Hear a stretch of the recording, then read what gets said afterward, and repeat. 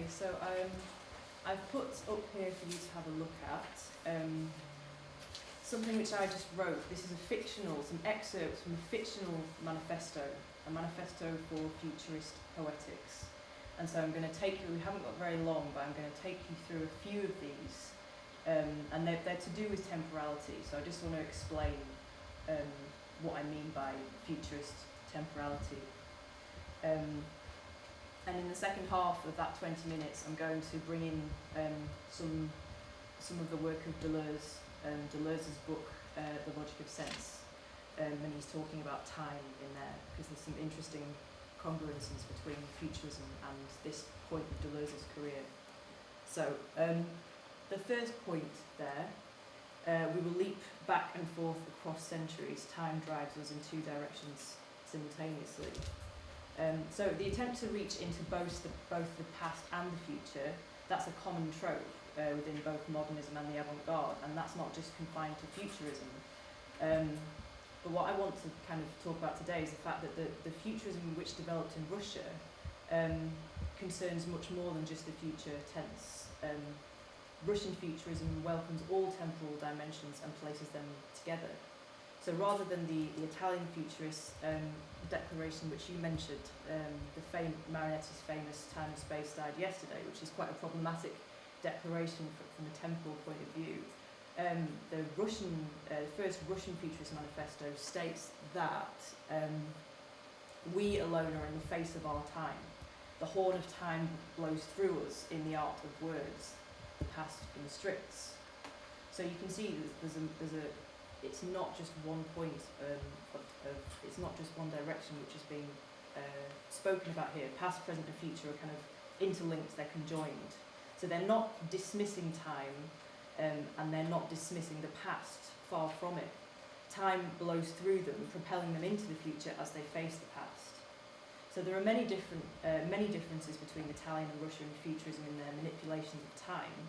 But to simplify things for now, I'm going to claim that Russian futurism shapes and creates a more radically paradoxical temporal form than Italian futurism. So in terms of bending time in directions that didn't think it could go, in terms of going in two opposing directions simultaneously, Russian futurism gives us the most extreme example. So the significance of time for Russian futurist Vladimir Khlebnikov in particular is clear in his self-styled alias, the King of Time. So rather than destroy time, Khlebnikov wanted to conquer it. And if anyone is familiar with Khlebnikov, you'll know that he thought he could predict the future through some crazy mathematical calculations. He thought he could predict wars and things like that. So Khlebnikov is important. So going back to my manifesto, and looking at the beginning of the second point, we will write always in the temporality of the manifesto. So what does that mean, the temporality of the manifesto? So Walter Benjamin famously stated that one of the foremost tasks of art has always been the creation of a demand which could be fully satisfied only later. This is extremely interesting in terms of the temporality of the manifesto, because it suggests that art somehow preempts itself. There's always something outside of conventional temporality which announces itself as a lack. So the manifesto genre has its own strange temporality, perched between the state of things either as they are or as they have been, but necessarily addressing and attempting to shape the future from within its structure. So the time of the manifesto's creation, its consumption, and the time to which it refers are all different temporal loci, leading to difficult questions regarding the nature of nowness, the nature of newness, the present moment, and the concept of the avant-garde itself. So in this way we could say that the manifesto is one of the most present, or attempts to be one of the most present of literary forms, as well as one of the most contextually dependent. The immediacy of the manifesto is palpable both in the use of present tense markers such as now, we see that in a lot of manifestos, and also other linguistic features such as short, exclamatory imperatives, demands and lists. You can see a few of them in my manifesto up there. However, if we think about this notion of the now, the now expressed in any manifesto is problematic as soon as we begin to unpick its contextual particularities. Presumably, the now referred to only connects with the now, usually connected with the present at the instant of its creation. Every moment after that is separated from the manifesto's now by a temporal and contextual gap. The now at its creation is different from the now of publication, dissemination, and every single now of reading or performance which happens thereafter. Now, this is significant when considered alongside the avant-garde project of constant renewal or invention. For the Italian futurists, the manifesto does not just demand invention or renewal, it also demands destruction. For these reasons, then, the temporality of the language in which these manifestos are expressed requires careful attention. If the manifesto exists in a temporal no man's land between before and after, if it expresses this impossible now of change, there are certain aspects of its temporality as a piece of writing which problematise its position. Firstly, then, as a piece of written language to be understood and to effect change, it's to be expected to be written in a linear fashion. Avant-garde movements are, of course, the sources of some of the greatest challenges to this premise. Nevertheless, for the demands and challenges to be understood, it's necessary that the avant-garde writer uses the grammatical chronology of the time, the conventional grammatical chronology of the time. So therefore, the manifesto suffers from instantaneous historicisation. The futurist writer is often aware of this and sometimes manipulates it for creative ends. And these can appear nihilistic or messianic depending on which figure is speaking, but there is always a degree of self-mythologisation in this. But this is only one layer of the temporal problematic of the manifesto. Another is the fact that it exists itself as an actualised linguistic interface. The manifesto, in its linearity and necessarily in its extensive spatiality and materiality, it takes up or occupies a certain amount of linear time. It therefore cannot remain true to the futurist structural premise of instantaneity. Between the beginning and the end of its composition, the temporal location from which anyone perceives the manifesto's now has irrevocably shifted. Furthermore, if we take a reader from any point in history after the manifesto's creation, between reading the first word and the reading of the last word, the temporal location from which the now is expressed has shifted. So this now of the manifesto, you can see, is impossible ever to really capture, which is problematic when we consider its specific urgency or immediacy of purpose. This gets more complex, and I think it gets more interesting when we consider splitting this now, when we consider viewing this now as a multiplicity. So going back to point 2 on that manifesto, we will always write from the in-between. So this is where we bring in Deleuze. So the opposition of 2 temporal forms, this is something which Deleuze talks about in his book The Logic of Sense. It's from 1969. This is quite complex, and I'm just going to very briefly sketch it out. The opposition is between what he calls chronos and ion, and it's a complex difference, but what's important to remember is the ion is the one which he likes best, basically. The ion is the more radical, what we might call more avant-garde, and what's more, most importantly, and most Deleuzian, it encompasses its own opposition within itself. So it's a more complex form of temporality. However, it would be a mistake to assume that it's a simple case of linearity versus non-linearity. It's not that. Both of these forms, chronos and ion, constitute a critique of linearity. Deleuze describes chronos as the time of the present. He says it's infinite, but it's limited. Ion, on the other hand, is the subsistence of both pasts and futures. Each present is divided into past and future, ad infinitum. So chronos is described as a circle, and it's described as infinite because it goes back on itself. But the ion, the more radical one, the shape of this is a straight line. And this will be significant for thinking about how it relates back to futurism. To bring it back to thinking about language, the interesting description which Deleuze uses is he says the ion is internally infinitive and eternally neutral. So he uses a grammatical description here. the linguistic form of the infinitive is associated with the ion, and we know from Italian futurism that the infinitive form is championed by Marinetti because of its sleek and unconjugated purity. Marinetti, he says in the technical manifesto of futurist literature, it's imperative to use verbs in the infinitive so that the verb can be elastically adapted to the noun and not be subordinated to the eye of the writer who observes or imagines. Only the infinitive can give a sense of the continuity of life and the elasticity of intuition that perceives it.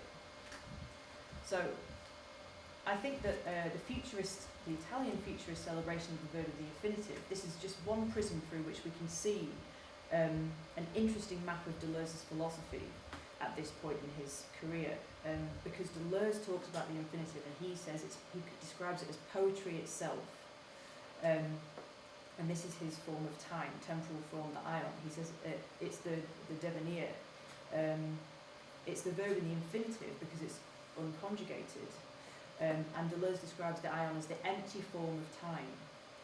And this is telling when we bring the discussion back to language. The infinitive is, of course, the empty form of language. So at this point in his career, Deleuze is experimenting with a kind of a philosophical formalism, futurism and formalism. This is where he talks about the infinitive. He says the verb is the univocity of language in the form of an undetermined infinitive, without person, without present, without any diversity of voice. It is poetry itself. As it expresses in all language all events in one, the infinitive verb expresses the event of language, language being a unique event which merges now with that which renders it possible. So this univocity of language, this undetermined infinitive, is the apex of a kind of the ontolinguistic structure which Deleuze is creating. He's talking about language in its purest form, so it's a kind of purism similar to what Marinetti was talking about. Going back to the manifesto, so the next point of the second, of point 2, we will write at the frontier, we will write the articulation of difference. So this is another part key to futurist linguistic temporality. Deleuze states in the Logic of Sense that language is simultaneously both word and thing, a paradox which he draws from Stoic philosophy, and this is important, I think, for futurist poetics. He emphasises that sense or meaning is never just one of these terms, word or thing. He describes it as the frontier, the cutting edge, or the articulation of difference between the two. Now, if we think about the connotations of those words, the frontier, the cutting edge, the articulation of difference, we're back to theories of the avant-garde. The ion is a useful model then for the futurist frontier in multiple senses, which reach further than just the military connotations of the word. Deleuze uses the word frontier to describe sense or meaning at numerous points in these books, but he also uses it to describe the ion itself. I think I've got a quote of that too. It therefore rests with the ion as the milieu of surface effects or events to trace a frontier between things and propositions, and the ion traces it with its entire straight line. So the ion is a straight line, it's this frontier line, but it's also the site of an event of battle, and this battle is between materiality and immateriality, or between words and things. This is a battle which we see within futurism, I would argue. Frontier resides within the same semantic field as avant-garde. They're both talking, as you know, both talking about the front line or foremost part of an advancing army. So Deleuze's entire system of sense in the Logic of Sense is based on the interplay between different definitions of this word frontier. So a frontier is a boundary separating countries, and is often the locus of a battle between each side that touches it, because the specific nature of a frontier is that it's a boundary which moves, or which it aims or intends to move forward. It's the site of a battle because each opposing side considers it the front and is determined to push forward or gain more territory. The most forward promontory of a futurist movement, as we have seen, concerns itself with pure forms, albeit paradoxical pure material forms. And the interplay between Russian futurism and formalism demonstrates that quite clearly. But the ion is described by Deleuze as the pure and empty form of time. He says, always already past and eternally yet to come, ion is the eternal truth of time, pure empty form of time, which has freed itself of its present corporeal content and has thereby unwound its circle, stretching itself out in a straight line. So hopefully you can see that in this ion, which is basically he's talking about eternity, he presents a model for linguistic temporality which encompasses some specific futurist aims. Okay, going back to point 3 on the manifesto, we will follow the rule of the seesaw. So this is a little poem, just a very small poem of Khlebnikov's, and he says, the rule of the seesaw, your shoes will be loose or tight, the hours will be day or night, and the ruler of the earth, the rhinoceros, or us. So we've stated that the manifesto positions itself exactly on a movable joint or borderline frontier between the state of things preceding it and the state of things to come once its demands have been met. This oscillating or seesawing motion is summed up in those lines of poetry. This is a kind of a double movement in which every gesture is shadowed by its opposite. So in presenting this supposedly extremely radical temporal frontier line of the ion, which I've just tried to explain, is Deleuze setting a boundary, or is he breaking one? Is he disrupting one? I've suggested that Deleuze's project at this stage in his career consists of a kind of philosophical formalism. For the expression or the articulation of this form to take place, though, certain temporal constraints must be in place. The fact is that this virtual temporal form of ion does not exist within our communicative channels, because for every utterance brought forth and delivered in language, for every sentence or demand in a manifesto written, printed and read, multiple pockets of actualised time open up. To glorify the infinitive is to disregard the human, but it's only to humans that these pronouncements are being made. This is why the gap between the concept and its articulation within a futurist poetics is in fact a temporal retrenchment, an actualisation, a retrenchment. Not only are these pure forms impossible teleological states, but their linguistic actualisation occurs somewhere further back than the frontier that they herald. So in attempting to answer that question, whether this ion is an opening or a closing of boundaries, the mistake would be to read this temporal form as anything outside its own linguistic superpositioning. The nature of an avant-garde movement is to announce itself as being at the forefront, and it must do this by distinguishing itself against rivaling factions through the use of hyperbole. So it has to articulate its own difference. In order to push itself forward and keep itself at the front, it has to make a difference in degree look like a difference in kind. So this is the operation that Deleuze performs with concepts, and gives him what I've called his futurist drive.